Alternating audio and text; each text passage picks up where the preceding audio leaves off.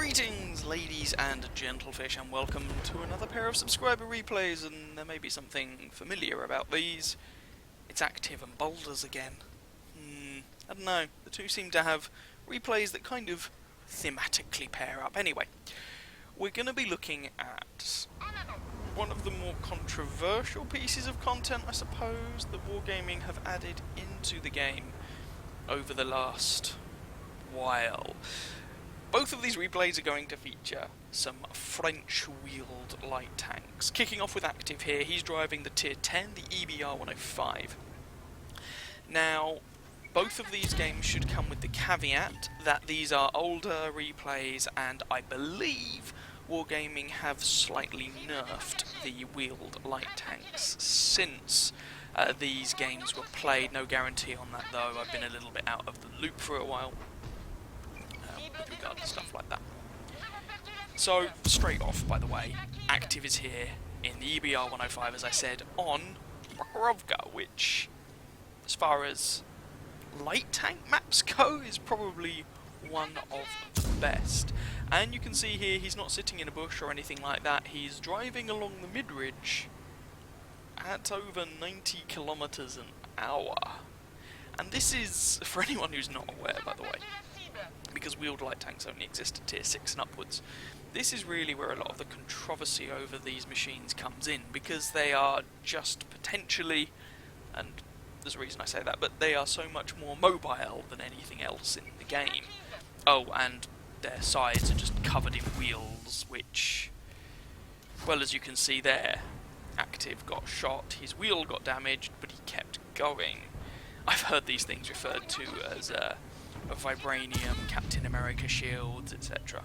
So, yeah. Anyway, I'm not going to talk about the controversies surrounding these tanks, I suppose, very much, because I don't really feel qualified to until I've played the damn thing. And it's also worth pointing out that Active here is using coffee, so he is using a food consumable just to boost everything about his tank. I don't know specifically what equipment he's running, but I would guess, given, I'm going to guess coated optics, vertical stabilizer, and maybe vents. I don't think. Ooh, that's going to leave a mark. I don't think Equipment 2.0 had been released at this point, so he's not going. I don't think he's going to have the Commander's Vision thingy. Notice, by the way, he hasn't actually hit any of his shots yet. And the other thing you may notice is that his view range isn't spectacular. Wheeled light tanks have a pretty dire view range compared to other machines, including other light tanks. They really do rely on being able to go super duper uber fast to survive. They're very one-dimensional in that sense. But I guess some of the controversy comes from the fact that in a slower paced FPS, you have to wonder whether you should have tanks that kind of behave a little bit like, well, go-karts, basically. But again, he hasn't actually hit any shots. Now, wheeled light tanks, a lot of them come with 2 movement modes, I believe. One of which means you go faster, which I think is the one Active is using here, but your gun performance is worse. One of them gives you better gun performance, but you're not as quick. It's also worth pointing out these things, although they have high top speeds, they don't actually always accelerate as quickly as you might expect. Can Active put a shot in here? No, he can't. I'd also like to point out, by the way, that I've been rambling on and on, because despite Active zooming around like a nutter, before that shot landed anyway, he'd only done about 1500 assistance damage in a Tier 10 match on a very good light tank map. His team just hasn't really been shooting a lot of the stuff that he's been spotting. It's, it's one of those things. Finally gets a point of damage in with this 105mm gun, and that one misses, and he's on 65 hit points. Whee! There's some nice air. So, yeah, I must confess, I think if I had been, perhaps not consistently, but if I'd been getting shot from on this flank, I would probably have mixed up the gameplay a little bit.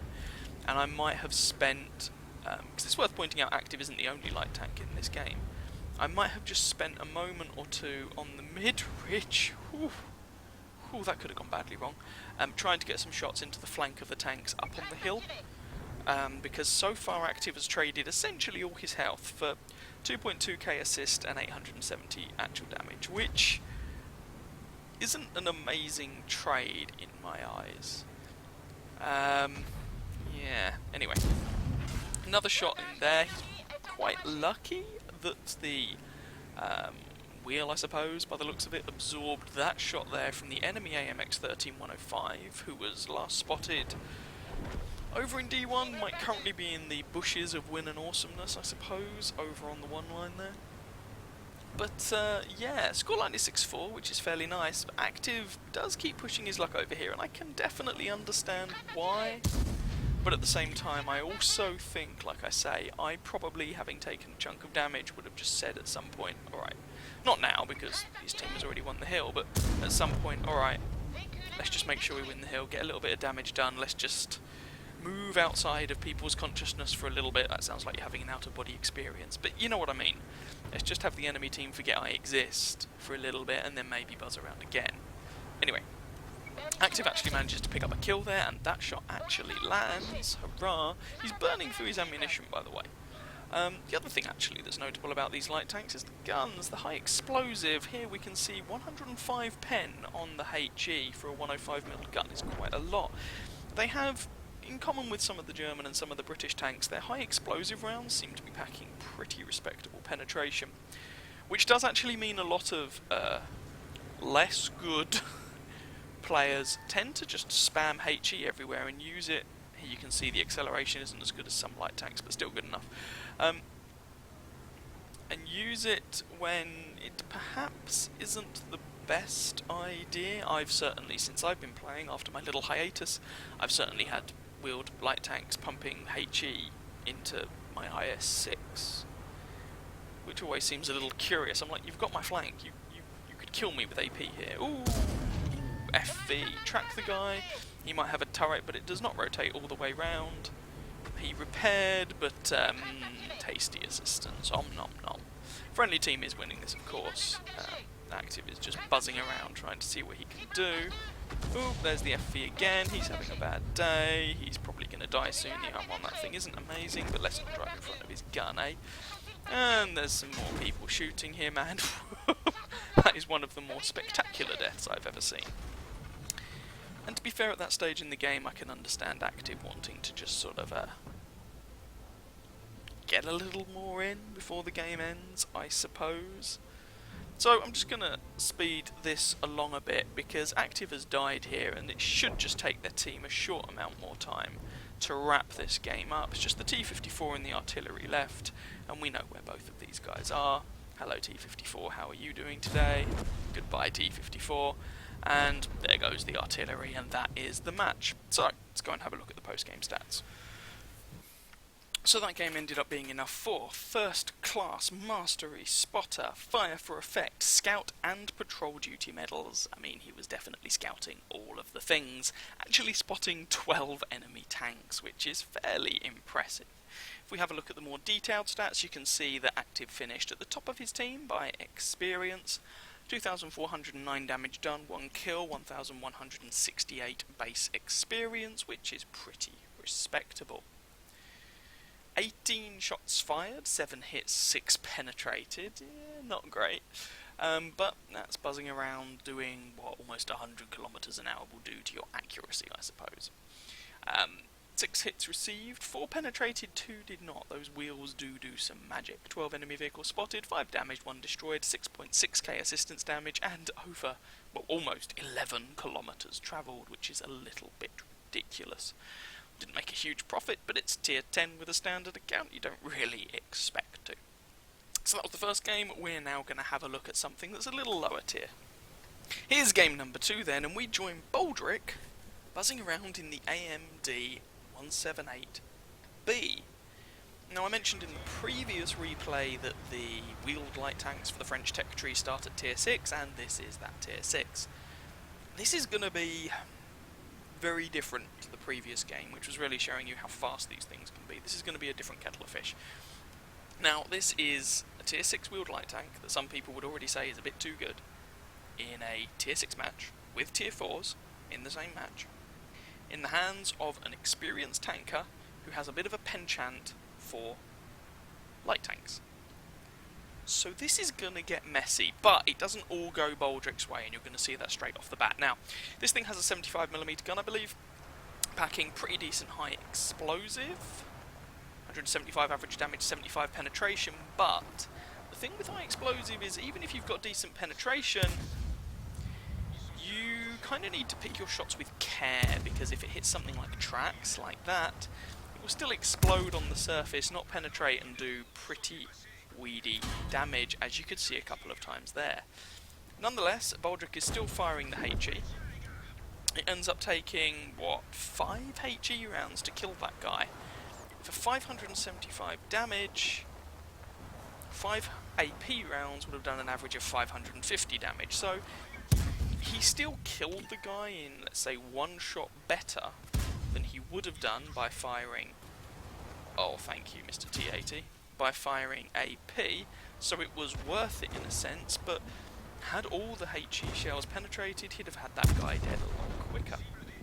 Anyway, Baldric does pick up a second kill on that T28, but he's traded away pretty much all of his health for a kill on a tier 6 light tank, which is arguably worth it because, you know, same tier, same class, etc. You'd think same sort of impact in the game. He's getting a little lucky here. I think these might be blind shots.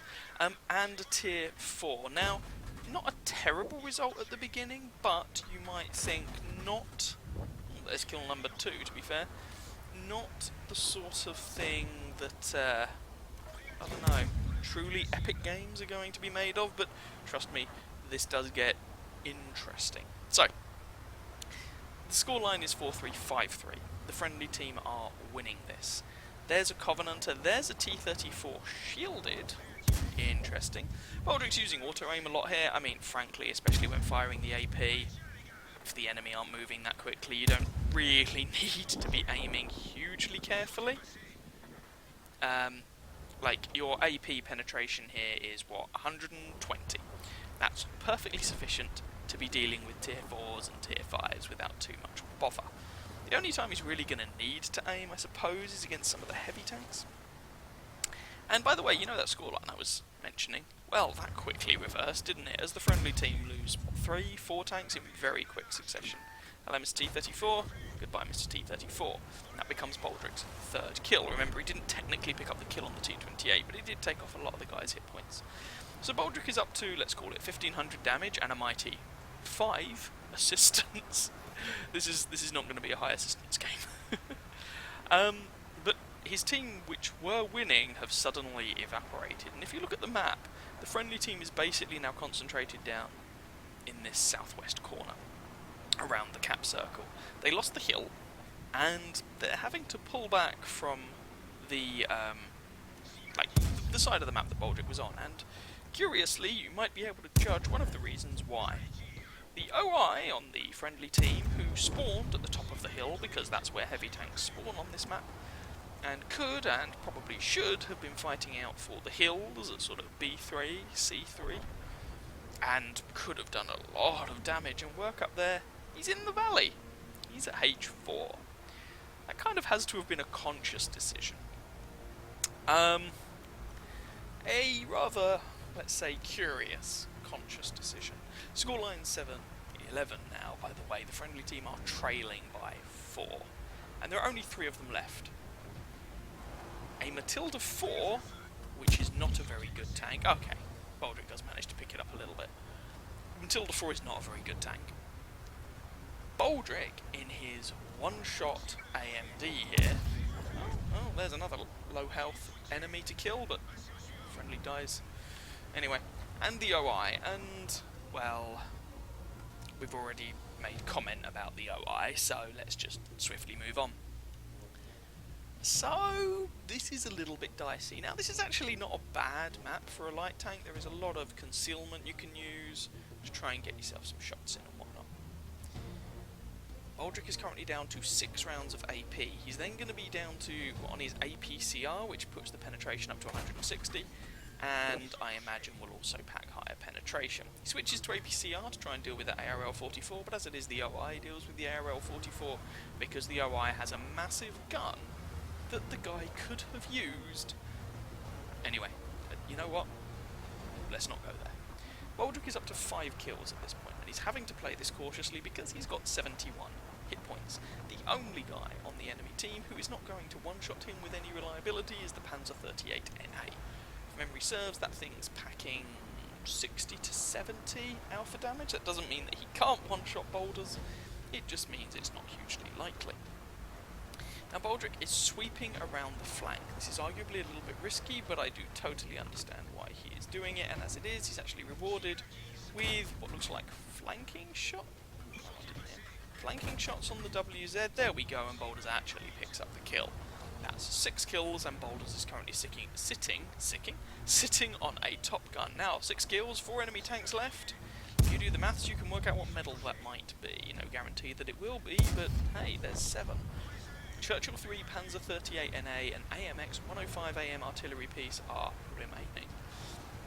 Fingers crossed, Baldric can do something about it, and someone be capping. Now, that's probably not the artillery. French artillery can be quite mobile, but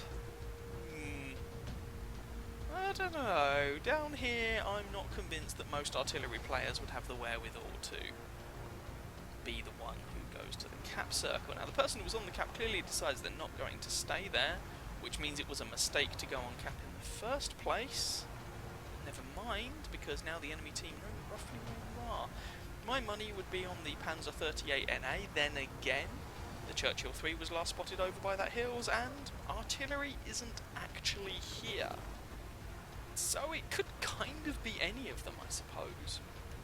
Now, Baldric's pushing up here, the OI has gone down, so it's Boulders and this Matilda 4 versus Churchill 3, Panzer 38 NA, and the AMX artillery. Again, the Matilda 4 is not a particularly good tank. I have fun in mine, but it's not very good. It's slow, the armour isn't really worth toffee at tier 5. It's a tier 5 machine, not tier 4. And the penetration on the go is, on the gun, is so. Someone decides to drive back into the capture circle, but if they wanted to do that, they probably should have stayed in the capture circle, and there's 2 tanks on the cap circle. Well, we know where 2 of the enemies are at least. And the friendly is capping.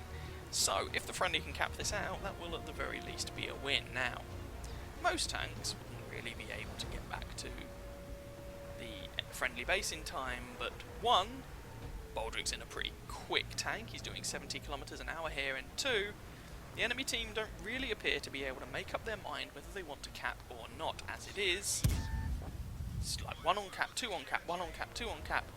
Churchill and this artillery piece. Baldric has reset enough that the friendly team should be able to pick up the win. Baldric is now kind of playing for kills before the game ends, it would appear. Not sure if we're ever going to find that Panzer 38 NA then.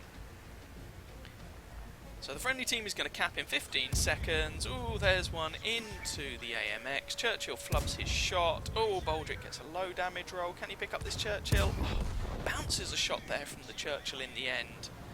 And picks up the artillery kill. The Matilda actually resets and kills the Panzer 38 NA.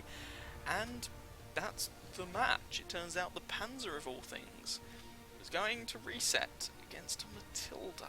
I know I said the armour on that thing isn't great, but anyway, let's not dwell on it. Unfortunately, no Paul's medal there for Baldric, but a bit of a cracking game nonetheless. Let's have a look at the post-game stats. Alright, so that ended up being enough for an ace tanker. Probably no great surprise there. Bruiser, Fire for Effect, Defender High Caliber, Top Gunner, Pascucci's medal for picking up 2 artillery kills, and a Radley Walters medal for those 9 kills. 1 kill shy of a Paul's medal.